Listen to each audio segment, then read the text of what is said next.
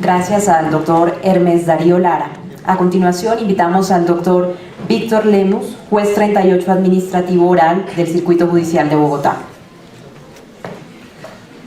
Muchas gracias por la invitación de la Universidad Libre para participar en este foro, en especial a su señor decano, el doctor Hernando Álvarez, el doctor César López, así como a quienes me han antecedido en el uso de la palabra, el doctor Gustavo García Figueroa, las senadoras Claudia López y el doctor Hernán Andrade, así como el doctor Hermes Darío Lara. Yo voy a hacer una breve presentación desde la perspectiva, si ustedes quieren, desde abajo, del funcionario judicial que enfrenta día a día la problemática de los usuarios de la justicia, de las necesidades de la administración de justicia y de sus ciudadanos, y en eso coincido claramente con la senadora Claudia López cuando dice que un verdadero equilibrio de poderes es devolverle el poder al ciudadano frente al Estado y a las instituciones, pero también de que quienes administramos justicia podamos atender debidamente esas necesidades hacia los ciudadanos, hacia los abogados, hacia ustedes que el día de mañana serán los que tendrán contacto con la rama judicial. Eso creo que es lo más importante. Entonces mi mirada, en primer lugar en esta breve intervención, va a ser una mirada desde el funcionario judicial de la base de la rama, y en segundo lugar pues se va a centrar más que todo en el tema de equilibrio de poderes en esta reforma en lo que concierne a la rama judicial. Y en ese sentido habría que decir si estamos realmente ante una perspectiva de un desgobierno judicial para equilibrar poderes, los demás poderes públicos. Mientras preparaba esta breve intervención, recordé un libro de fotos del Sadi González de los años 40, y ahí encontré una foto muy diciente de esa época. Había un juez manoteando, el secretario con las manos en su cabeza, un policía tratando de hablar por teléfono y un usuario perplejo en un juzgado de los años 40 que tenía esta breve nota.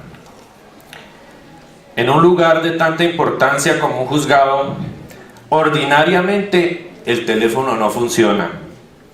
No hay manera de conseguir el envío de una ambulancia para recoger un herido, ni de hallar un vehículo para practicar una diligencia. Después de horas de intenso trabajo, de fallar cientos de casos, los funcionarios tienen que luchar por conseguir que la justicia camine. Faltos de elementos, impartirla se convierte muchas veces en pequeñas injusticias que hacen nacer resentimientos en los ciudadanos contra los representantes de la ley. Y esa nota podemos decir que todavía es aplicable si le preguntamos a cualquier usuario de la justicia. Una nota de septiembre de 1948. ¿Y qué fue lo que motivó la creación del Consejo Superior de la Judicatura para darle autonomía al gobierno y administración de la rama judicial? Porque claramente esto demostró que mientras estuvo en manos del Ejecutivo, la administración de la rama fue un auténtico fracaso, y buscó mejorar dándole la autonomía a la rama judicial. ¿Lo ha conseguido? Pues desafortunadamente no. Por eso estamos aquí hablando de la reforma del Consejo Superior de la Judicatura. Pero ahí sí, con todo respeto por la senadora Claudia López, la culpa no es de los abogados, ¿no? Nos volvimos pues el comodín cotidiano para culparnos de todos los males del país y de las instituciones del Estado. La culpa no es de los abogados ni de las personas que estén ahí directamente, sino del modelo de gerencia de la rama judicial, que mientras no se empiece a pensar en la reforma de la gerencia de la rama, no interesa cómo llamemos a los órganos que la van a administrar, vamos a seguir con el mismo problema. Y para ello entonces, uno leyendo el último texto de de esta reforma al equilibrio de poderes, en lo que tiene que ver con la rama judicial, se centra simplemente en responder a los escándalos mediáticos que se han presentado en los últimos años. Primero, entonces, como la acción de tutela de la sala disciplinaria ha dado lugar a choques de trenes, a escándalos con sus magistrados, entonces suprimámosle la competencia a la sala disciplinaria en materia de tutela. Como hubo dos problemas con dos magistrados de la sala administrativa que venían de la Corte Suprema de Justicia en la denominada puerta giratoria, entonces acabemos la posibilidad de que los magistrados puedan pasar de una corporación a otra, pero solo en la rama judicial, ¿no? De otras ramas de otras ramas del poder público hacia la rama judicial sí pueden pasar, solamente les establecieron un año de inhabilidad, pero sí pueden rotarse y viceversa, ¿no? Entonces la puerta giratoria más grande, esa sí se mantiene, ¿no? En tercer lugar, como ha habido tantos problemas en los procesos de elección, que son una realidad, eso sí no lo vamos a negar, los problemas de elección del fiscal, del contralor, de las mismas dignatarios de las propias corporaciones judiciales han sido difíciles. Ahorita tenemos el problema del Consejo de Estado, ¿no? 150 rondas de votación y no han podido elegir presidente, pues obviamente pues se tiene que decir no han hecho una adecuada función electoral y hay que restringirla, ¿no? Ahí sí pues la rama judicial ha sido víctima de su propia ineficiencia en ese aspecto. Y se reforman los requisitos de experiencia, selección de los magistrados de las altas cortes. Yo debo confesar que me gusta ese punto en que ya haya un concurso de méritos para que la carrera judicial no termine en los tribunales superiores, sino que tenga uno la expectativa como funcionario de carrera judicial de llegar por concurso de méritos a las altas cortes. Entonces se establece un concurso de méritos, bueno, excepto para este órgano disciplinario, ¿no? Que dice uno, ¿por qué para ese órgano disciplinario no hay proceso de concurso de méritos cuando ellos, como se autodenominan, van a ser jueces de los jueces, ¿no? Se les debería exigir un concurso todavía más detallado y un mérito mayor para tener un papel de ser juez de un juez. Y en cuanto a la edad, pues creo que solamente veo que se pusieron 20 años de experiencia, la edad no se tocó como un mínimo, asunto en el cual pues yo digo es muy relativo, ¿no? No creo que necesariamente se necesite estar muy viejo para llegar a una alta corte, porque como decía Piero Calamandrei, el problema de la gente muy mayor en una alta corte es que de pronto hasta se le haya acabado la sed de hacer justicia, ya solamente está pensando en su pensión y en irse para la casa, ya no les interesa hacer justicia. Entonces hay que buscarse un punto de equilibrio, ¿no?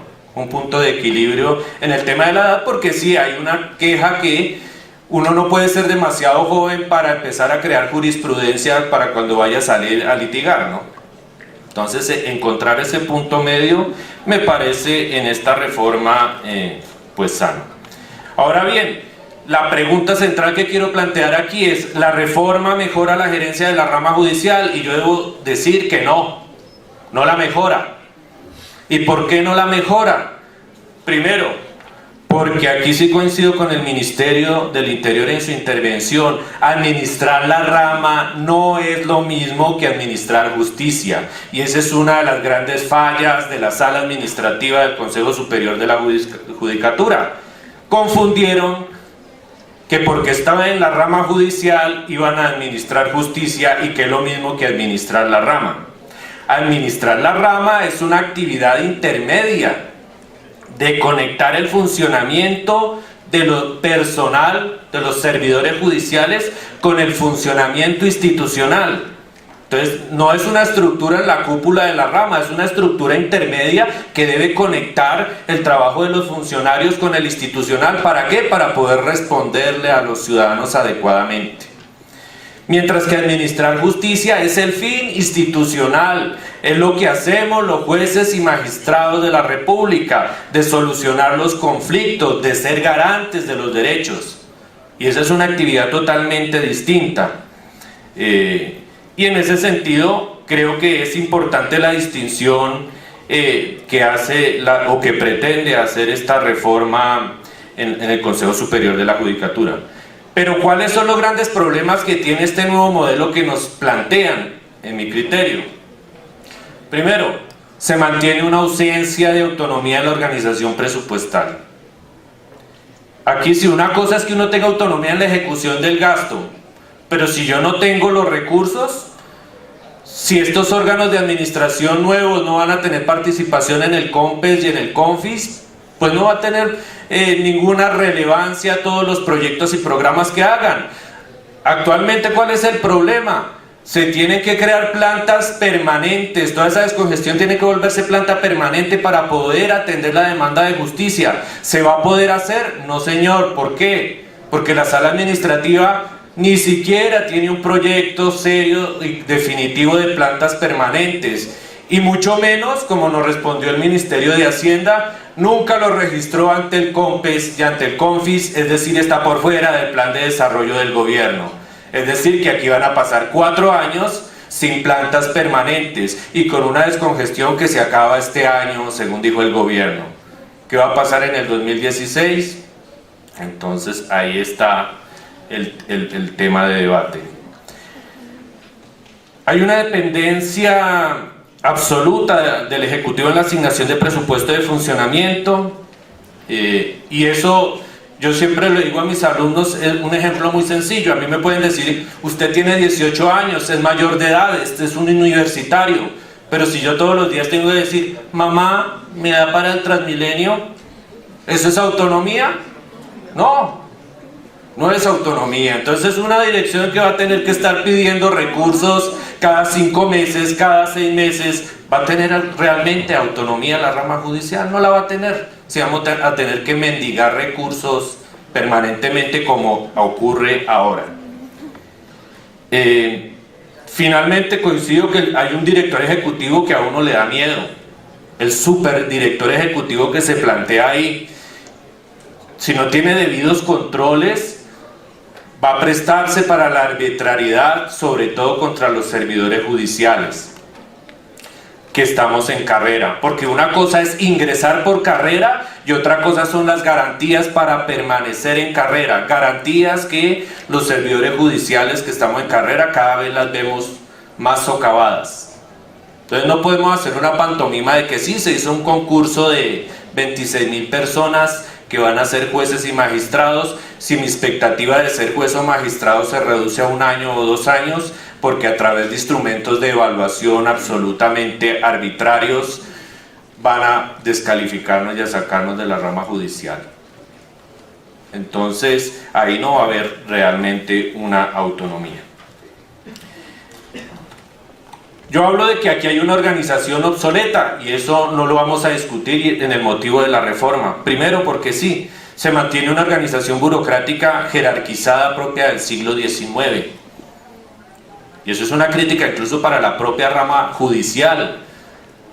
Una organización que viene creada del Imperio Napoleónico. Aquí hasta hace algunos años todavía hablando en los despachos dizque de oficial mayor, ¿no? Una etiqueta muy parecida a las de las jerarquías militares, pues porque Napoleón era un militar, ¿no? Y entonces la rama judicial lo organizó también como una unidad militar, ¿no? Y aquí nunca he visto la primera reflexión sobre, ¿habrá que crear una nueva estructura sobre eso? La desconexión con las necesidades de la sociedad del siglo XXI.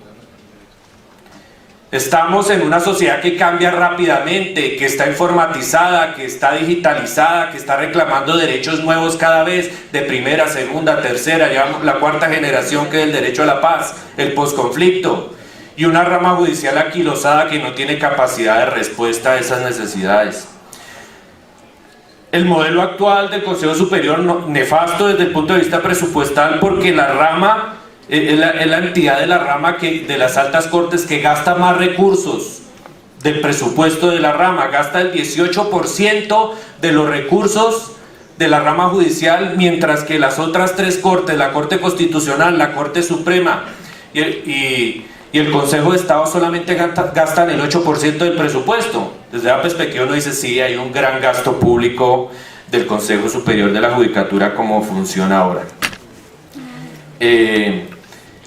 No creo que mejore el nuevo sistema porque primero nombran esa palabra, Sistema Nacional de Gobierno de Administración Judicial.